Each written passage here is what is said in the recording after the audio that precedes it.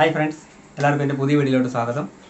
ഇന്നത്തെ വീഡിയോ എന്ന് പറഞ്ഞാൽ നമ്മുടെ വീടുകളിലുള്ള പ്ലാസ്റ്റിക് കസേര, പൊട്ടിപ്പോയ പ്ലാസ്റ്റിക് കസേരകൾ നമുക്ക് പശയും കാര്യങ്ങളൊന്നും ഇല്ലാതെ എങ്ങനെ നമുക്ക് വീണ്ടും ഉപയോഗിക്കാനുള്ള ഒരു രീതിയിലോട്ട് കൊണ്ടുവരാമെന്നാണ് ഞാൻ ഇന്നത്തെ വീഡിയോയിൽ കാണിക്കാൻ പോകുന്നത്. അപ്പം ഇതാണ് കസേര.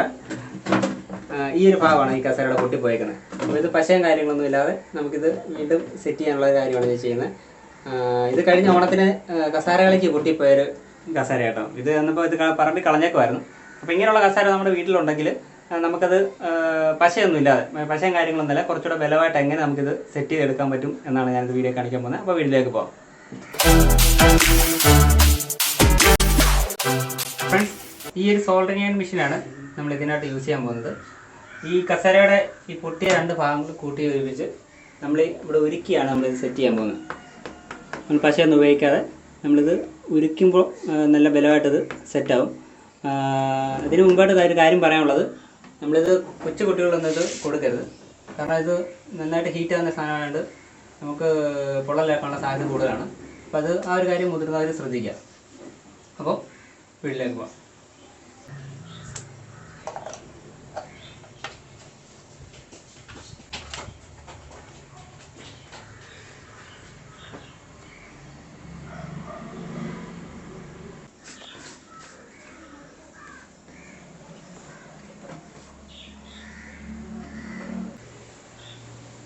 നന്നായിട്ട് ഹീറ്റാണ്, നല്ലൊരു കുഴിക്ക്.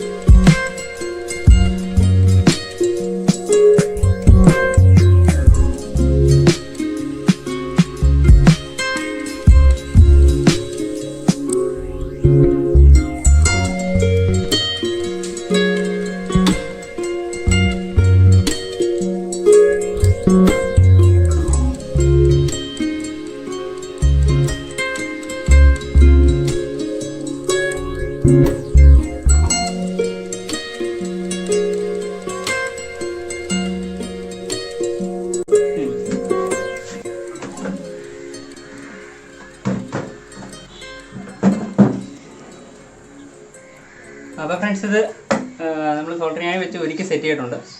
അപ്പോൾ നമ്മളൊരു പശ വെച്ച് ഒട്ടിയതിനേക്കാളും കുറച്ചുകൂടെ സ്ട്രോങ് ആയിട്ട് തിരിക്കും. പിന്നെ ഇതിൻ്റെ പാടല്ല, നമുക്കൊരു പേപ്പർ വെച്ചോ മറ്റേ സാൻഡ് പേപ്പർ വെച്ചിട്ടോ അല്ലെങ്കിൽ എന്തെങ്കിലും ബ്ലേഡ് വെച്ചിട്ടോ നമുക്ക് ഇത് കളഞ്ഞ് ഇത് പെർഫെക്റ്റ് ആക്കാൻ പറ്റും. അപ്പോൾ ഒരു പശ ഒട്ടുന്നതിനേക്കാളും കുറച്ചുകൂടെ ബെറ്ററായിട്ട് നമുക്കിത് നല്ല വില കിട്ടുന്നതായിരിക്കും കേട്ടോ.